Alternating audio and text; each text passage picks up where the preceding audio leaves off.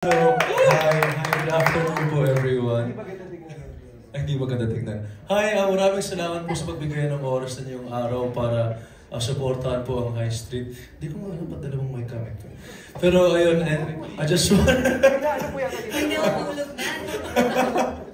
And I just want to say thank you first of all, Dreamscape and ABS, for giving me this opportunity. Kasi naalala ko kay Direk Onat nung senior high, sabi ko, Direk, baka naman pwede humingi ng tagtag scenes lang kahit paano, di ba? Tapos di ko naman nakala isang buong season ang ibibigay. So, maraming salamat. Maraming salamat. And honestly, it's one of the best things that I spend my time on, especially with all of these people that I'm sharing this stage with. And kasi, wala, I just learned so much, especially from all of these people that I've worked from senior high and then all of the new ones that I'm excited and looking forward to work with. And wala, sobrang nakakatawa na ng puso sa totoo lang. And ayun, maraming salamat. And abangan niyo kasi maraming mga pasabog. Alam mo, nag-mature si Juan Carlos kasi the first show namin, ang kulit-kulit niya nung media. Makulit pa rin. Hindi niya exactly as kulit as before kasi with Kyle. Ngayon, hindi ba siya leading man niya. Stop! Pero maganda talaga yung character ngayon ni Juan Carlos. But of course, we have here Andrea Brillantes. She delivers every time. Yes. Andrea Brillantes! Sorry po, ang kulit kasi ni JK. Hello po sa inyo lahat. Good afternoon po. Maraming salamat po sa pagpunta dito. Sana po nagustuhan nyo yung napanood ninyo at sa mga sumuporta po sa senior high at nandun nung meron din kaming ganito po ng senior high, maraming salamat. Sana po supportahan nyo ang High Street. Katulad ng pagsuporta nyo po sa senior high. Ayun lang, excited ako sa mga tanong ninyo so hindi ko na po papahabain pa. Let's do this! I think madami pong matatouch si Sky na Gen Zs na hindi kung tingin mo na pe-pressure ka, baka pinipressure mo lang sarili mo. And hindi ka nag-iisa dito sa mga bagong graduates dito na dito din sa High Street, makikita nyo na we're all just trying to figure things out. Kami mga fresh grad, na bago lang kami sa world na to, na lahat kami nag-a-adjust kasi sanay kami sa four walls ng North Fort. Ngayon, mag-work na kami and sasama na kami sa pagbayad ng bill sa family namin. Na ang bigat pala ng responsibility sa outside world nang wala lang sa school. Kasi iba din yung stress namin as students. Ngayon naman as young adults entering the real world na sinasabi nilang work, ganon. So I think isa yun sa mga sana may tulong ni Sky na alam yun, chill lang, huwag niyo masyado i-pressure sarili ninyo. Actually, parang di ba lately question yung kailangan bang responsibilidad ba ng batang tumulong sa magulang right after makapagtapos siya. Medyo malapit din yung lighting character mo pagtutulong. Mas textured, hirap pala magsalita, pagkabawal sabihin. Ako lang siguro parang with this, lagi akong naninimbang kasi syempre at the end of the day, dahil pamilyado akong tao, meron akong ipinapalit sa oras na yon. And very precious sa akin yung time ko with my family. So to choose to be outside of that, it has to be, syempre wala naman talagang papantay sa oras ng pamilya. Pero it has to be something that will be of value to other people as well. At may Gen Z ako na anak. So when I think of High Street, I think of Cal, and she's not here. What would she appreciate? What kind of work ang magagawa ko na magiging proud yung anak kong ginawa ko tong trabahong to? Nandun na ako. So yung sa akin, the preparation is really more, una, mawawala ako sa bahay namin. Kasi nag-good morning kapatid pa rin ako. And thankfully, with my Dreamscape family, they allow me to shoot, to do the shows first before I shoot for them. Also, I think physicality. Oo, parang natatakot ako, parang may sinasaktan ba sa labas? Kasi kung may sinasaktan sa labas, baka gusto muna natin tignan yun na. Pero ako siguro, parang yung preparation lang namin nila Direk Onat and Direk Lino, mas conversation about how to pace the character. mas nandun kami. Kasi kilala ang senior high for dropping bombs here and there and now and tomorrow. Now, for my character, it has to mean something at some point. And dapat, yung hindi ko pa nagagawa dati, yun naman yung laging binibigay ng Dreamscape sa akin nila, Direk Eric, na bago dun sa pwede kong i-offer. I think yun yung mahirap kapag lumaki ka na sa industriyang to. Yung challenge na is not even to compete with anyone but yourself. Pag tinignan mo, I hope hindi nila ma-remember si Daniela dito. I hope di nila ma-remember si Celine dito. May mga ganun na kami. Thank you. Actually, hindi namin alam kung mabait ka dito o hindi. Ako din eh. Oh, ay, di ba? Para lang alam nyo, ako rin, hindi ko rin alam. Oh! And thank you so much. Thank you. My next question is for the directors, Direk Onet and of course Direk Lino, because yun nga po, no, yung senior high, it dropped bombs and it opened conversation, especially to the Gen Z. And dito parang ang dami rin. We saw, without spoiling too much, no, we touched on tech, we touched on hacking, journalism as well, and the truths. Ano po yung naging deliberation nyo before nyo naisip na ito yung mga subject matters, no, that should be talked about, especially in such a huge platform that you have, Direk?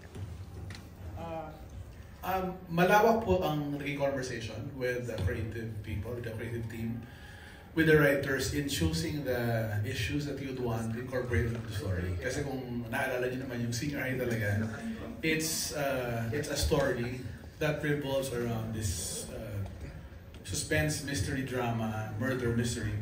Pero nakapaloob doon yung maraming mga relevant issues. And we tried, yun ang pinaka-naging brand nung show. And this being a continuing part of that series franchise. So sabi namin, kailangan ganun din yung flavor. It's a suspense mystery story, but it also incorporates very relevant themes and issues na relevant sa mga audience natin, particularly this age group na kinabibilangan ng mga bida natin. So yeah, we tried also to include issues that we haven't touched yet before, para hindi magkaroon ng repetition ng mga, kasi malawak yung na-cover na kami ng senior high. So, pinili namin masusi yung mga issues na malatakal ngayon. And you'd be surprised, some of the issues are kind of related to the issues that we have touched in senior high. Pero somehow, merong kakaiba at fresher approach. And lalo na sa mga mas older generation, you'd be surprised at some of the revelations that we show na issues na kinasasadlakan ng mga Gen Z. Kasi meron kayong in-attach na minsan parang, ay, may ganun palang kina-involve ang mga batang to ngayon. It's going to be an eye-opener for a lot of the audience, I think. Looking forward. Thank you po. Yes. Direk Lino, you want to add to that? Yeah, ako siguro, what's interesting rin yung interplay ng generations. Sa trabaho natin, sa pamilya natin, there's always yung interplay ng iba't ibang mga henerasyon. Parang nung huling beses ako nag-direct, ibang gen yung mga kasama ko. Ito, dealing with Gen Z is very different, and something I learned while doing this show is yung Gen Z, we always talk about the beauty of how they embrace yung diversity. That's something our generation admires from you guys. Yung tolerance nyo, how you embrace diversity in each other. But I think something na natutunan ko naman sa show, di ba? Yung beauty naman of the collective. Na Gen Z is so interesting individually, but also together. Huwag natin i-underestimate yung generation na to, because they will do great things. And I think this show is something that will show na pag magkakasama sila, when they work together, they can possibly overcome evil things. Yes, go. Ganyan kasi Thank you po sa inyong lahat for being here. Actually, first time po namin napanood yun. Ako mismo kinilabutan dun sa mga eksenang kinuna namin ni Direk Onat and Direk Lino. Pero promise, wala pa po yun. Parang introduction pa lang ng mga characters. Mas grabe ang magiging mga susunod na kabanata. Ibang-iba. Intense. Saka nakakainis talaga yung character ni Sir Mon. And talaga. Natutulog, nainis ka, wala nang Oo! ginagawa. Saka alam mo yung acting talaga ng hindi ka naman nakakapagsalita ng lines. Ay, no. Talagang... Pinabubuhay na mamatay, tapos biglang nagka-flatline, tapos buhay na naman. At sisigawan talaga ng sobra para mabuhay. I love that. Ito close up si Ana Abad Santos with that, oh my goodness, unbelievable performance, ang husay. Alright, of course, next we have Miss Dimples. Hello, thank you, ganyan. Magandang hapon po sa inyong lahat. Alam mo kasi bagong salta ako, so nalalamig yung kamay ko katabi ko si Gov. Gov, nakakatakot ka pala. Alam niyo po ba si Kuya Mon, syempre magkatrabaho na kami also with Direk Lino back in Once Upon a Time. And as you know, the Mon Confiado has been in the business for 70 years. Sorry! 67 pala! No, but I'm so excited. I'm always very excited, Direk Onat, no? Tayo, and I love you so naman tayo nila Ate Angel. At kami ni Blythe, in Kadenang Ginto. Si JK, nung The Voice Kids pa siya. Joke. No, but I'm so happy po that I'm part of the cast. As you know, this is the first teleserye I've accepted after a long break, no? And of course, it should be with Dreamscape. And I was so excited. I'm sure I share the same heart and sentiment when we say we dedicate this particular one for Sir Deo. Kasi as in the passion alone, you feel it on set with everyone na pati our crew, our staff, our creatives, iba yung pusong dala-dala ngayon because of that. But more than anything, as you know, in my career, I always like working with young people. So, sobrang excited ko po, nakatrabaho ko ulit si Sijan. Si Sijan po, nung katrabaho ko nung hulihan, 2 pa lang siya. Joke pala. 1? Ay, pastusan pala talaga dito. No, but thank you for coming and we love seeing all our familiar faces from the media here. Lahat naman kayo kaibigan namin. So, excited po kami. Dims, alam mo naman how grateful we are na umuo ka doing this. Alam mo naman, alam mo na kung gaano ka-close kay the great Deo and Junang si Dimples. May mga lunches sila. Yes. And I'm happy that she's back with us. All her iconic teleseries have been with Dreamscape. And Tito EJ, I remember I was able to be here and thank you for the continuous support from Senior High to High Street. Thank you for also welcoming me, the cast, as a newbie here. It's just been such an honor. Kaya maraming salamat. Ace, alam ko bago yung character mo. Alam ko namang hindi lang yan basta young reporter. Alam kong may pupuntahan pa yan. What can you assure your followers? Kasi first oh no! Bawal po ako mag-spoil! Basta ngayon po, I'm so... Just tell us how exciting that the character is. What you guys are doing now, that is what I am doing as Nikki in the show. That is what she is. And she will grow in that job, in her passion with Wesley and Sky po. Alright. Diretso kay Sky. Parang may pagkakikayo doon si AC, di ba? Tamad na reporter. Somehow nakita ko sa sarili. Ayaw mo interview by floor? Suko agad? But anyway, I think we'll see more of AC Jan for sure. Of course, we also have Harvey. Harv's na!